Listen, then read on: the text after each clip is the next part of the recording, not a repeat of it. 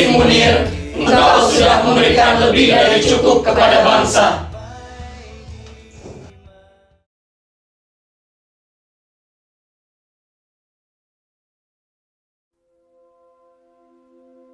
Kamis 9 September 2004. Tuna bread itu sudah tidak ada di atas kulkas.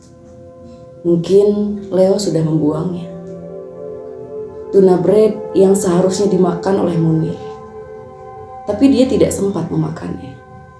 Karena dia sudah meninggal saat aku temui di Schiphol. Jumat 3 September 2004. Aku dapat informasi dari Pungki kalau Munir akan tiba di Belanda tanggal 7 September. Pungki bilang, "Aku titip Munir ya Mbak." "Tenang loh, aku titip dia. Kalau ada apa-apa, tolong bantu ya." "Ya jangan khawatir." Senin 6 September 2004. Pagi hari aku telepon Munir. Di HP-nya, "Cak, sampean kui janjane sido apa ora sesuk neng Londo? Kok ora ono kabare?" "Oh, sido. Terus sidane numpak opo? KLM apa Garuda?" "Aku sidane numpak Garuda. Nek ngono, aku mbok di SMS nomor penerbangannya, terus jam piro mendarat nang Schiphol." "Iyo, engko tak SMS." "Oh iya, ojo lali ijazahku lo yo. Aku memang titip ijazahku yang ketinggalan di Indonesia supaya dibawa Munir ke Belanda. Ora lali aku. Wis tak cepake nang tas. Matur nuwun ya Cak, sampai ketemu. Hati-hati." Sekarang aku berpikir, kenapa waktu itu, bahkan jauh-jauh hari sebelumnya, Pungki betul-betul ingin memastikan bahwa aku akan menjaga Munir. Kenapa dia sampai titip Munir ke aku? Kalau dipikir-pikir, Munir adalah orang yang sangat independen. Blebar-blebar terbang ke luar negeri sendirian. Nggak pakai acara dijemput segala. Selain itu, network dia di Eropa, bahkan juga di Amerika, Australia, dan negara-negara lain di dunia ini jauh lebih banyak daripada aku yang jarang kemana-mana. Lah, kok sekarang aku malah yang dititipi seseorang yang jauh lebih mandiri daripada aku?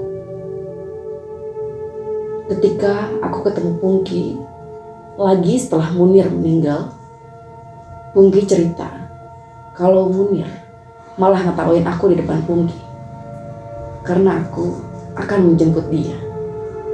Munir bilang ke Pungki, "Basri, kuwi wis dadi wong Londo to. Kon dadak metu aku bareng nang Schiphol. Pokoke sampean kudu dijemput sama Mbak Sri. Sampean wis tak titip ke Mbak Sri, ora usah kakek ngomong." Munir menganggap itu lucu. Dia cerita kalau dia pernah cuma dikasih peta dan karcis oleh organizer, dan berdasarkan peta tersebut dia bisa kemana-mana sendirian. Gak perlu diantar jemput segala waktu dia harus ke Eropa. Loh, kok sekarang dia harus jemput segala? Tapi Pungki tetap ngotot kalau Munir harus aku jemput di Schiphol. Aneh juga kalau dipikirkan. Mungkin ini semua sudah diatur Tuhan. Setelah selesai ngomong di telepon dengan Munir, aku kemudian turun ke ruang bawah karena ada pekerjaan yang harus aku selesaikan. Beberapa menit kemudian HP-ku yang aku letakkan di kamar atas berbunyi. Aku heran. Biasanya kalau aku sedang di bawah, aku nggak dengar kalau HP-ku berbunyi. Maklum, HP-ku tipe ME45 ini kalau bunyi sangat pelan. Jadi sering sekali aku tertahu kalau dapat SMS. Tapi heran, kenapa pada saat itu aku bisa mendengar bunyi HP-ku? Apakah Tuhan ingin memastikan bahwa aku menerima pesan Munir? Aku kemudian naik ke atas dan membaca SMS yang ditulis oleh Munir. Sayang, HP ku hilang. Jadi pesan terakhir Munir tersebut ikut hilang. Isinya adalah bahwa dia akan naik Garuda dan mendarat di Schiphol hari Selasa, tanggal 7 September 2004. Dia juga tulis arrival time-nya. Senin 6 September 2004, malam hari.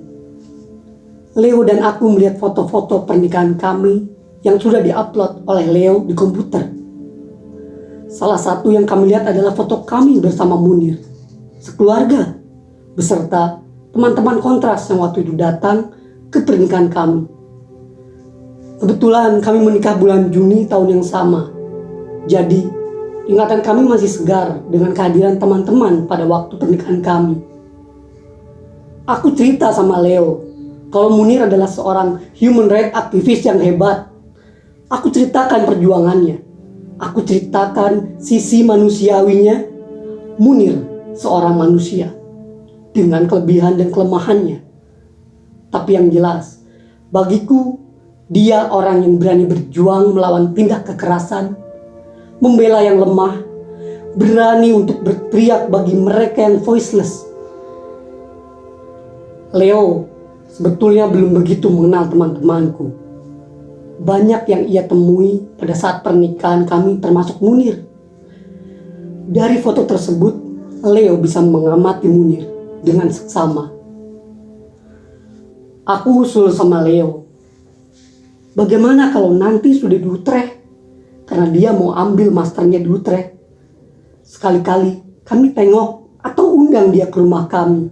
Mungkin untuk lunch atau dinner. Syukur-syukur kalau dia mau nginep di rumah kami. Leo bilang, that's a good idea.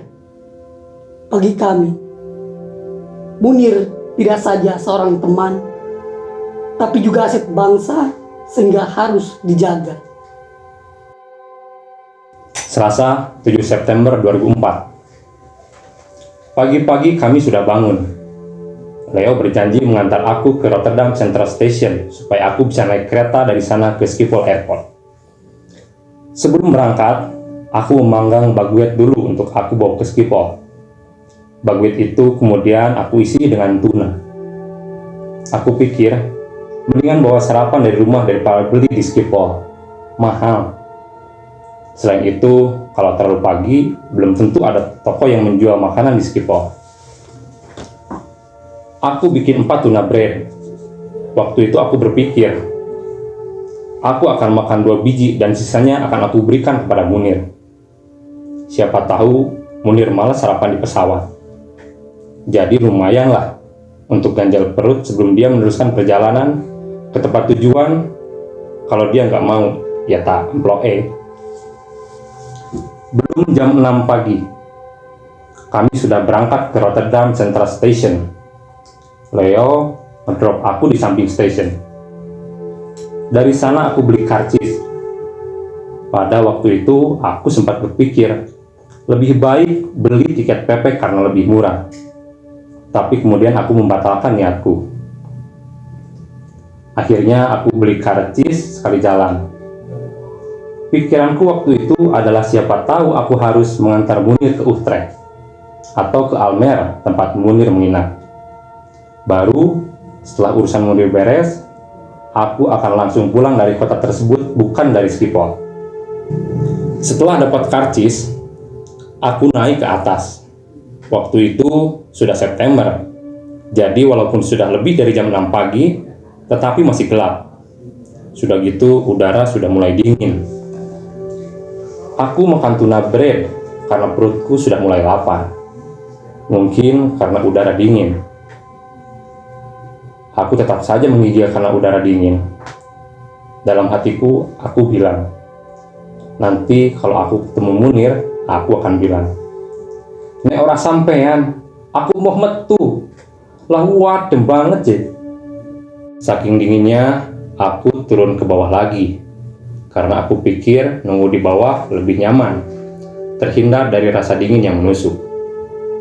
Sambil melihat orang lalu lalang, aku menyeruput teh hangat yang aku bawa. Lumayan buat pengangkatan badan. Setelah beberapa lama aku naik ke atas lagi menuju peron. Kereta datang dan aku langsung lompat masuk kereta. Sampai di Schiphol masih terlalu pagi. Pesawat Garuda yang aku tunggu masih belum mendarat. Aku selalu melihat perkembangan pendaratan pesawat di screen. Lebih baik aku ke toilet dulu. Selesai dari toilet, aku lihat di screen kalau Garuda sudah mendarat. Untunglah, artinya aku gak menunggu terlalu lama. Aku tunggu Munir di arrival gate. Waktu itu, aku membayangkan dia keluar mendorong troli sambil cengar-cengir. Kalau nanti dia keluar, aku akan tanya kabarnya. Sudah sarapan apa belum? Kalau belum, akan kuberikan tuna bread yang aku bawa untuk dia. Tunggu. Belum juga keluar penumpang dari Garuda. Aku pikir mungkin masih jalan ke imigrasi, terus anti di imigrasi, terus ambil bagasi dan sebagainya. Tapi herannya kenapa tak satupun penumpang Garuda keluar. Tapi aku sabar menunggu. Mungkin antrian di imigrasi panjang sekali. Tiba-tiba ada pengumuman dalam bahasa Belanda yang menyebutkan kata Munir. Aku pikir bodoh banget. Wong Munir saja belum keluar, kok sudah disuruh ke information center? Waktu itu bahasa Belandaku masih belepotan. Jadi, aku tidak tahu apa yang sebetulnya diumumkan. Ternyata pengumumannya berbunyi, bagi siapa yang menjemput Munir, harap menghubungi information desk. Setelah lama sekali menunggu, barulah keluar 1-2 penumpang dari Garuda. Aku yakin itu dari Garuda, karena mereka orang Indonesia. Tapi kemudian ada jeda lagi yang sangat lama. Baru keluar lagi penumpang. Tiba-tiba HP-ku berbunyi. Ternyata Pungki menelponku. Basri, sampean ngendi? Lo yo nang Schiphol. Ngapain? Lo piye to? Jarane kok bentuk Munir. Mungkin Pongki waktu itu dalam keadaan bingung. Jadi tanpa sadar, dia tanya sesuatu yang gak masuk akal. Nang Schiphol nang ngendi? Nang arep arrival gate. Wis ketemu Munir? Yok durung. Aku isi nunggu Munir metu saka gerbang. Di sini kami mendapat informasi, mungkin rumor. Cak Rene, Munir meninggal di pesawat. Aku nggak percaya berita itu. Mosok mungkin rumor wae. Tulung golek informasi yo. Oke, muka tak golek informasi. Mau yo ono pengumuman nyebut Munir, tapi ora jelas pengumumannya opo. Aku tetap tunggu lagi Munir di depan pintu gerbang tersebut. Makin banyak orang yang keluar dari sana. Tapi tidak satu pun aku melihat Munir. Ada pengumuman lagi dalam bahasa Inggris yang menyebutkan kata Munir. Tapi aku nggak gitu memperhatikan pengumumannya. Karena aku masih berharap Munir keluar dari gerbang bersama trolinya. Aku tidak percaya dengan rumor. Aku masih yakin Munir tidak meninggal. Akhirnya ada rombongan kru pesawat Garuda yang keluar. Aku samperin mereka. Aku bilang, saya menjemput Munir. Tadi saya dapat informasi kalau Munir meninggal. Apakah informasi tersebut betul? Seorang kru menjawab, betul, memang Munir meninggal. Tetapi untuk berita resminya silakan hubungi Garuda. Aku mulai panik, tapi masih berusaha menahan tangis. Aku lari mencari information desk. Aku bilang sama Mbak information desk, kalau aku menjemput Munir, dan aku mendapat informasi kalau Munir meninggal di pesawat. Di mana kantor Garuda? Dia menjawab, please ask 3 gentlemen outside. Aku celingukan, mencari 3 gentleman yang disebut dia. Kok nggak ada? Gimana sih? Wong aku cuma mau nanya di mana kantor Garuda, malah disuruh nanya orang lain. Tapi kemudian ada 3 orang laki-laki yang menghampiriku. 1 orang berpakaian jas, dan 2 orang lagi berpakaian baju seragam polisi warna biru. Yang pakai jas hitam tanya aku. Aku kemudian tahu nama beliau adalah Wim van Broekhoven dari Luchtwaffenpastorat. Kamu menjemput Munir? Aku mengiyakan. Apakah kamu keluarganya? No. Are you his relative? No. Siapa kamu? Apa hubunganmu dengan Munir? Aku temannya. Aku berjanji untuk menjemput dia di sini. Aku dapat informasi katanya Munir meninggal. Apakah betul? Dia mengiyakan.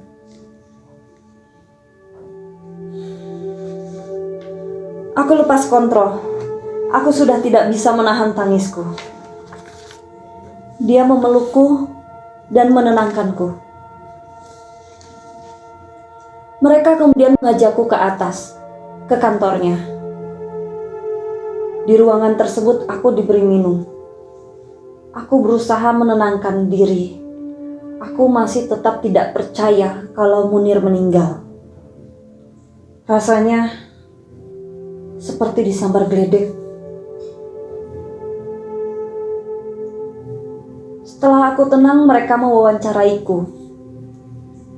Polisi meminta aku memperlihatkan kartu identitasku.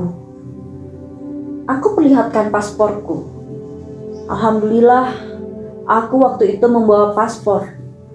Karena Verbisvergunning atau stay permitku masih belum jadi. Leo memang mengingatkanku untuk bawa paspor. Siapa tahu berguna. Ternyata betul, berguna. Mereka tanya siapa Munir. Dari mana aku kenal Munir? Apakah Munir memiliki masalah kesehatan? Apakah Munir mempunyai musuh? Dan sebagainya. Nampaknya itu adalah pertanyaan-pertanyaan dasar yang perlu diutarakan dalam kasus-kasus kematian di pesawat. Aku ceritakan siapa Munir, bagaimana aku mengenal dia, dan sebagainya. Aku juga ceritakan bagaimana berkali-kali Munir memperoleh teror pembunuhan. Karena Munir juga pernah cerita itu padaku.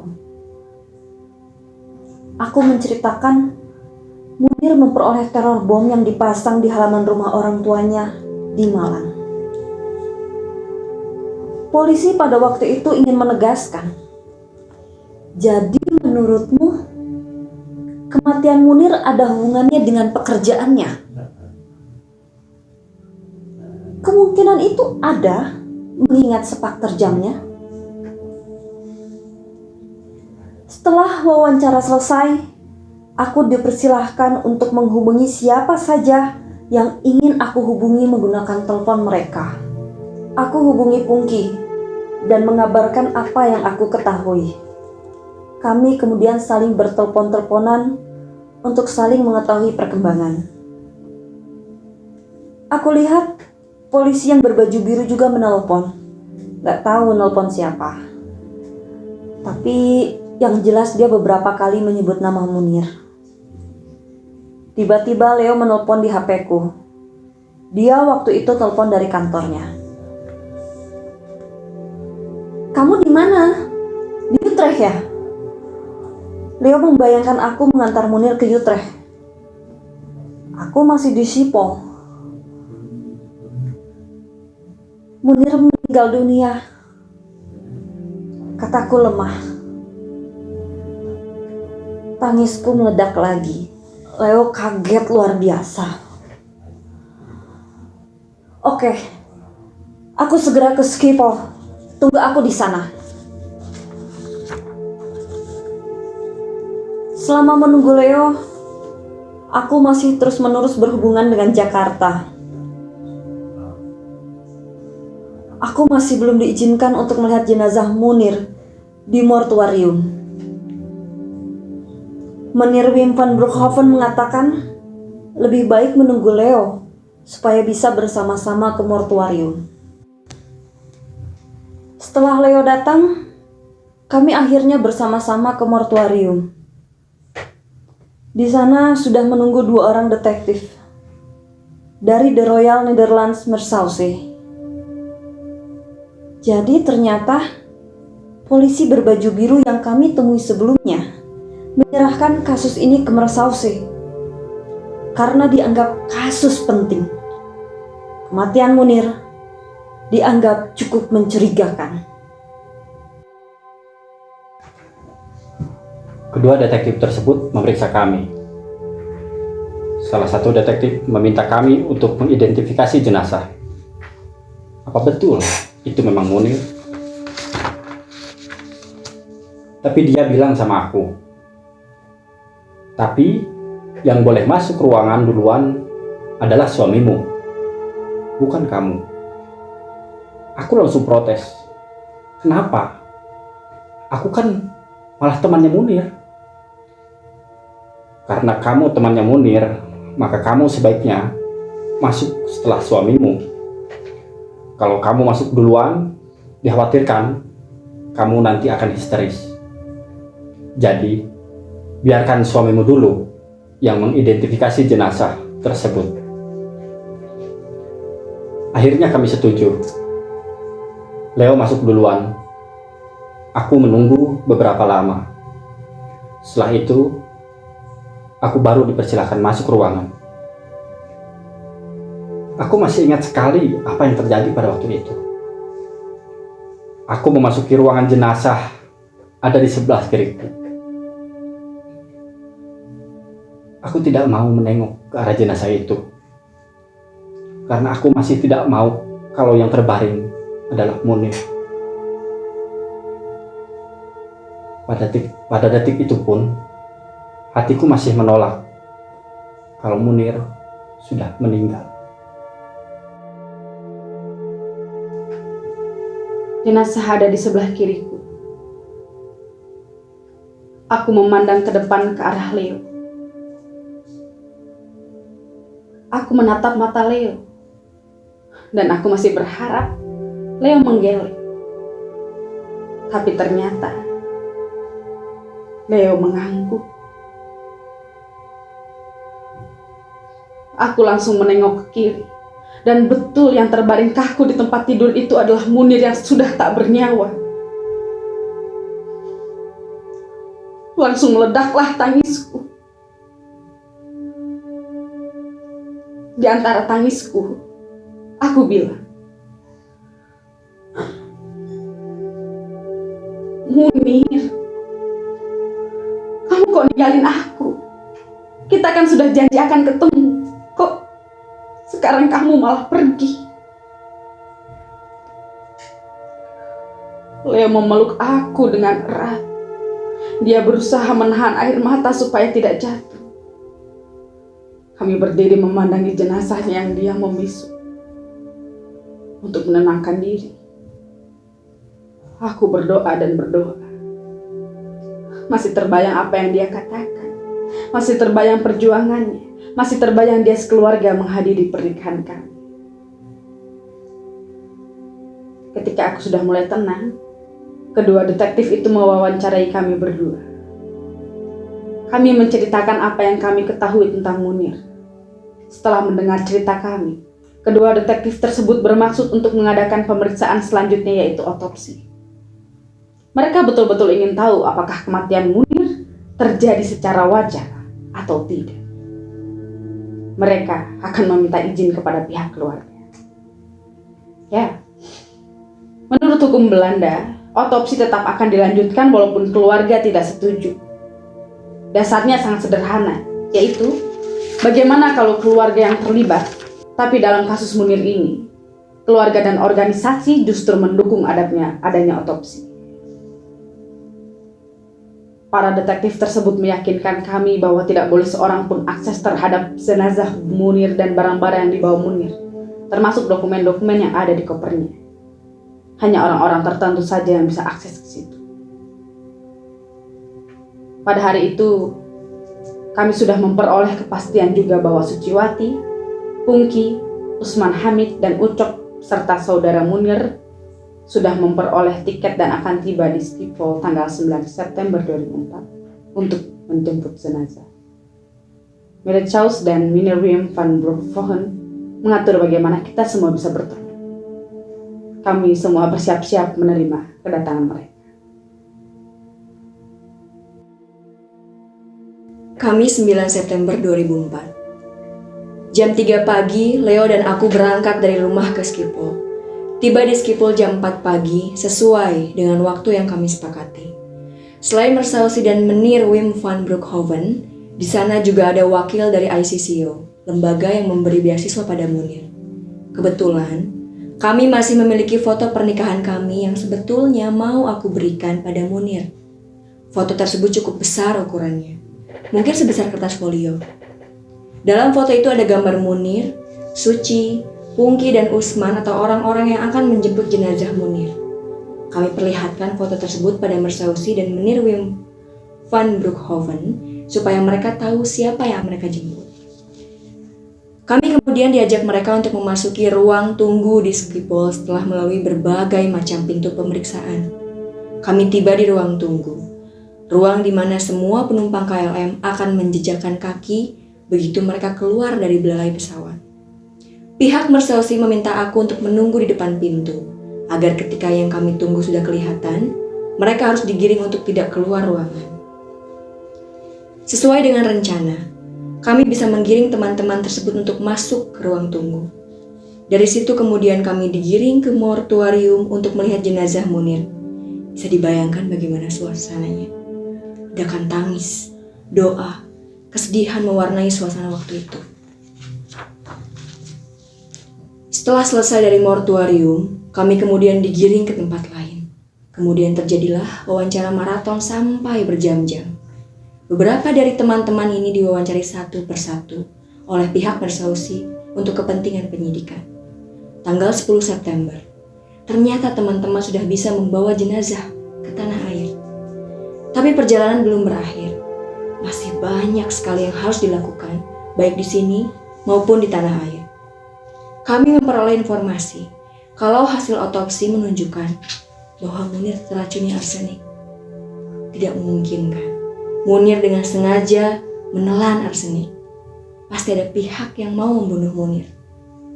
Tidak saja di Indonesia. Kasus ini juga disorot oleh media Belanda beberapa kali. Koran, televisi, radio memberitakan kasus Munir. Bahkan isu ini juga diangkat oleh parlemen Belanda.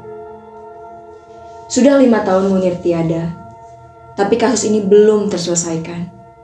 Keadilan akan terus diperjuangkan. Aku cuma berpikir, kalau kasus Munir yang sudah sampai di tingkat internasional saja tidak diselesaikan, bagaimana kasus-kasus pelanggaran HAM lainnya? Kita berharap keadilan akan datang. Menurut informasi yang aku terima, death on board di Schiphol sekitar 200 orang per tahun. Tidak semua ditindaklanjuti seperti kasus Munir, karena tidak semua kematian dicurigai sebagai kematian yang tidak wajar. Mungkin saja memang karena sakit. Ada satu hal yang ada di benakku setelah mengalami kejadian ini, yaitu bahwa tangan Tuhan tidak bisa dilawan.